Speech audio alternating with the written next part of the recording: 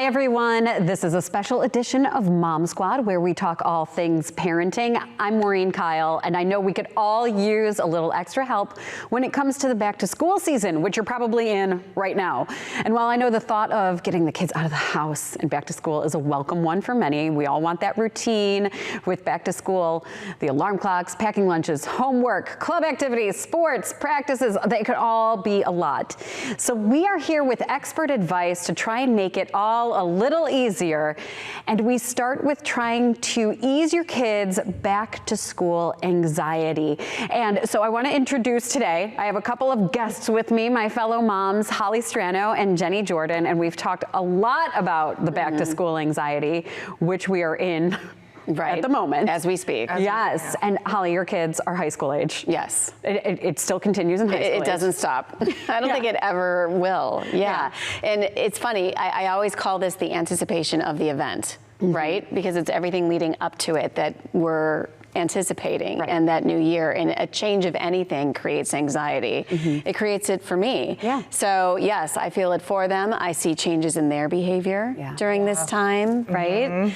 And so I think it's very delicate, and it's something that as parents, as moms, we need to be sure that our behavior is spot on, despite what we are going through as moms during this time. And that's what's so hard. Because we're anxious and feeling it. But the truth of the matter is they react, and even at high school age, based on what you act like. Yeah, exactly. Yeah, they pick up on the vibe. Jenny, your kids are little. They're little, so I only have one going into kindergarten or into second grade, and so there's a lot of excitement. You know, that's nice. There's a little more excitement than anxiety. But even it was funny because we were doing this. You'll see her coming up in a few minutes asking about that, and it was funny because she said, "I am a little nervous about second grade math," and I thought, oh, we've been practicing a lot of math over the summer, and so I think, you know, math is kind of top of mind, but I was so surprised to hear her say that because honestly, reading is where I thought we've been. Isn't that interesting? Where the concerns are, and I thought, wow, I'm glad that asking these questions, you know, and it's very interesting, and you know, I think it's back to school season, right? It's not just the day. It's not just one day. It's not just the first day. It's this. That's a good point. The preparation, the actual going back, and then it's like the first few weeks. Finding the groove. The groove, the schedule, the routine. And, you know, because the first couple, there's no homework to start, maybe, and it's all fun at first, you know, maybe it's all exciting, and then it starts. Oh yeah. And it's getting to know the teacher, getting to know the idiosyncrasies of the group that they're in. I know we just got the class lists, and so we're like, who's with who? You know, your friends in a different class. Then there's some fear there because, you know, you have to maybe make some new friends or get to know new people. So we're gonna get some expert advice, and then we're gonna chat about it. Because I have more to chat about. Yes, we need it. I have more to chat about here. All day long. But we want to we did talk to a doctor about what to do to ease not only your fears, but of course your kids' fears. I'm excited to go back to school. What are you most excited about? Recess and making new friends. No, I don't like school. Why don't you like school? It's just boring. I like all my teachers about school. There's nothing like starting a new school year. Of course, kids get excited about who's in their class, who their teacher is, maybe those new supplies. But many kids also feel anxious. I don't like tests and stuff. I like to be prepared for tests. What makes you nervous about it? Tests and stuff. What makes you nervous about school starting? The test. And I'm usually good at math, but I'm kind of scared for second grade math. A survey done by the On Our Sleeves movement for children's mental health found that 71% of parents say something made the previous school year challenging for their kids. The top few reasons: safety concerns, academic challenges, and bullying. But how do you get your kids to open up and tell you what's happening or what they're worried about? We talked to Associate Clinical Director Dr. Whitney Raglin Bignall. So having conversations about what they're feeling, what they're expecting, what they might be nervous or worried about, and also if last year didn't go so well, talking about what maybe made it not go so well and making them, you can talk and then come up with solutions together. But the key is starting to talk about it. She says the key is to ask the questions in a way that will get better answers. So if we just ask, how was school today? I find that we do just get like those fines, good. What we want to do is ask them a more specific question where they might have to give more detail. So something like, what was your favorite part of the day? Or tell me about something that was hard and you got through it. So the goal is to ask them a question where you can't just give it one answer. For many kids, the biggest stress comes from academic work, especially if they're feeling as if they aren't catching on as fast as their peers. So obviously we know with the pandemic, kids got kind of behind. And so they're struggling a little bit more. And so that can be stressful, especially around testing and those expectations. If your child is showing signs of anxiety when it's test time or when the homework piles up, Dr. Bignall says it's important to not only talk to them about it, but also involve the teachers.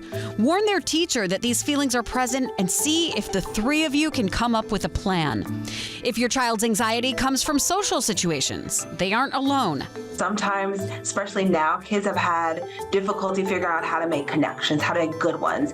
And so having them make friends, especially if they're more nervous or shy, how do you do that? And so thinking about how to get them those skills and those opportunities to practice making new friends can be really, really important. So while you're getting the school supplies in order and trying to fit in some last-minute summer activities, keep in mind, kids need to get back into their best school year habits. And getting everyone into a routine. We want a routine and habits, and so the worst would be to start that off the day before. We want to work into it, especially things such as getting kids back ready for sleep and getting things organized. So the sooner they can do it, the better. And so that would be my recommendation. So of course there's all the safety anxieties that they have, but the taking the tests, the subject that they might be struggling with, the making friends, making sure there's not a bullying situation. We feel it, so what are they going through as the actual person in the classroom? And I'll tell you something that I struggle with, having two teens at this point, is that they don't always communicate it. So, the out of the mouth of babes. When you have younger children, I feel like they're more apt to just say things to you.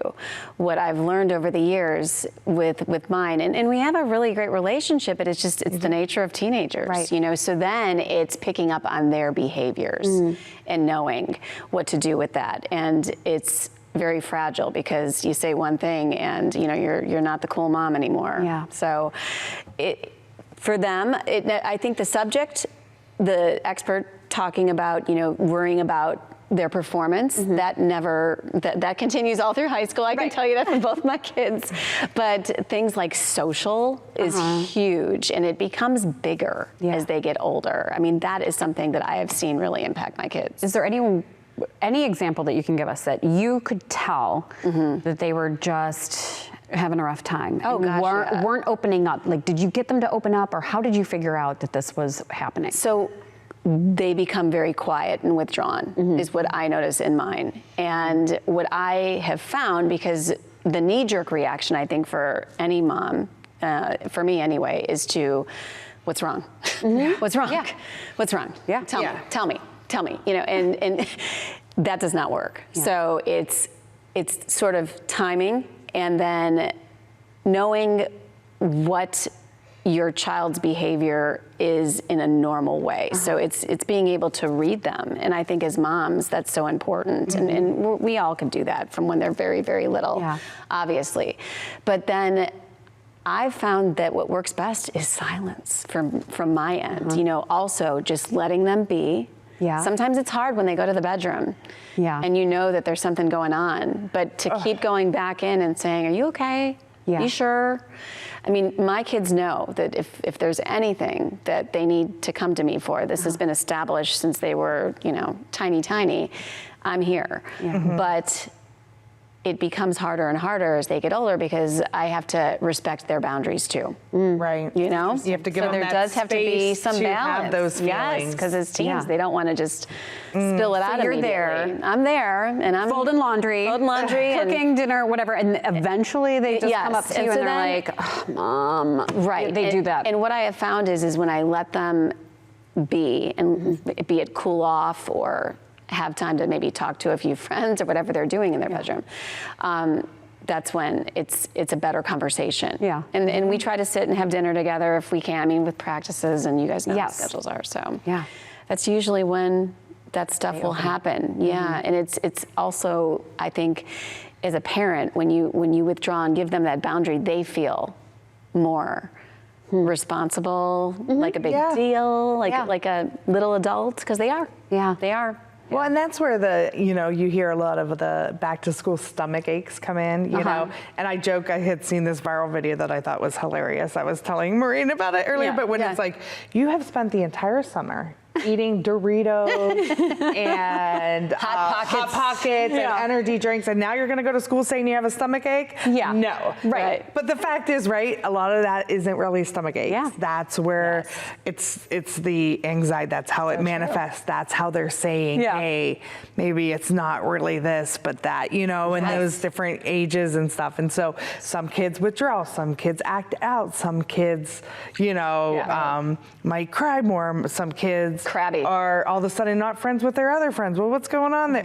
So there's a lot of different ways that we have to do this crazy balancing act that us moms have to somehow figure out. And continue to figure. I'm so glad you said figure out, because something else that you reminded me of, Jenny, is that they blame, they will take it out on me. So from being one that withdraws to also realizing when they're lashing out, they know that I'm their safe zone. And they can lash out at me. There's a great. And it's hard to understand that sometimes, but There's a great psychologist, Lisa Dumore, Dr. Lisa Dumore, who I just listened to her. I listened to the audiobook because sitting down and reading just isn't a reality right now, called Untangled. And she talked about how kids throw their emotions at you. She calls it hot potatoing. It's like, I can't handle this hot potato, you take it, Mom. Right. And so it's like you get all of the stress and the angry feelings and whatever, because they just need you to have it instead. It's so true. So I had to learn the hard way a couple of times, and I feel like we beat ourselves up too, don't you? Right. Do you guys beat yourselves up? I mean, I'm kind of, where's Mom? Well, and I worry. Am I fine? Right. Then I'm calling my own mom. I was just going to say, that's what I call my own mom. I'm calling my own mom, and she's I'm like, I'm so sorry if I did this to you. Right. Totally. And I try to think back. You brought up, just the friends stuff and the test taking, like all those stressors, and how we're trying to figure it out. I try to remember, okay, where was I in 6th grade, and how was I feeling, and what were we all going through, and what was that like?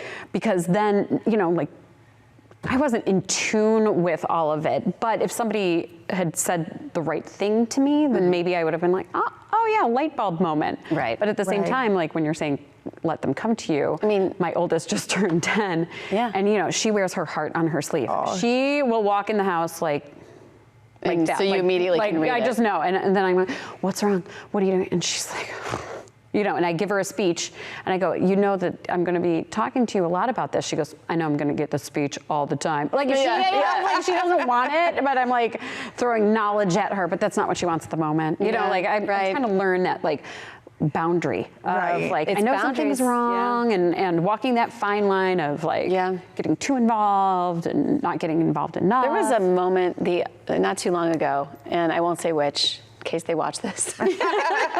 And I just went up to them and hugged them and said nothing. And it was like a hug for 20 minutes. Yeah. And that was it. There was no words. Yeah. And sometimes it's just kind of reading the signals. Yeah, because think about that. Sometimes that's what I need. Yes. Yes. Right? And it's just hard because they don't know that we're hurting too Right. when Yeah. we see them hurting. And it's like right now, like I said, my kids are little and I can fix everything, and I'm dreading the day that I don't get to fix everything. That's just gonna be. You want to. You do. And you that doesn't so want stop to, and either. that doesn't. You can't, and that's our job, right? To make sure that they're able to process that. But Yeah. And it's hard because what they also don't understand, and I think this is as they get older, it gets harder, is they don't understand the amount of anxiety and worry that we have. Right. right. Which is good, right? It 'Cause is we're not good, 'cause supposed we don't to. want They them to know, but- yeah. And think about all the things you wish somebody could even fix something for you. Like, wouldn't it be great if somebody could just come in and fix all your problems? But you can't. They can't. Nobody It's not can. life. Same with kids. Like, Right. we can't fix all their problems. They're going to have to go through the trenches, and that's part of development and emotional development. Right. So, We just protect them when we can. Exactly. Right. All right, another way we can protect them, because beyond anxiety, there's a lot of excitement. We all love to capture those first day of school pictures, but experts warn you may want to think twice before sharing them on social media. Adriana Alexander has the best way that you could protect you and your child's privacy.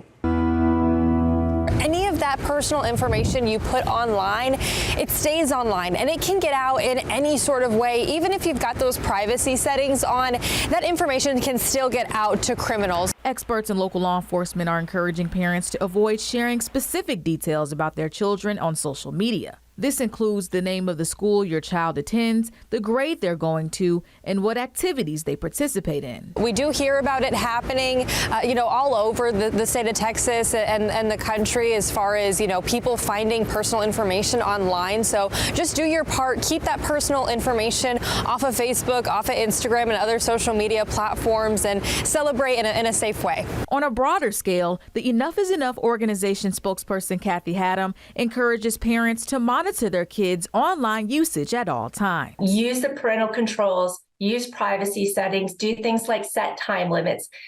Even with all those things in place, which are incredibly helpful, it's really, really important that parents have ongoing conversations and dialogues with their child. Haddam reports that traffickers recruit half of their underage victims online. So being mindful of what anyone posts on social media can help keep everyone safe. We really, in this day and age of being digitally connected, want to make sure that we're doing all we can to protect our kids from an online encounter with a dangerous predator or trafficker.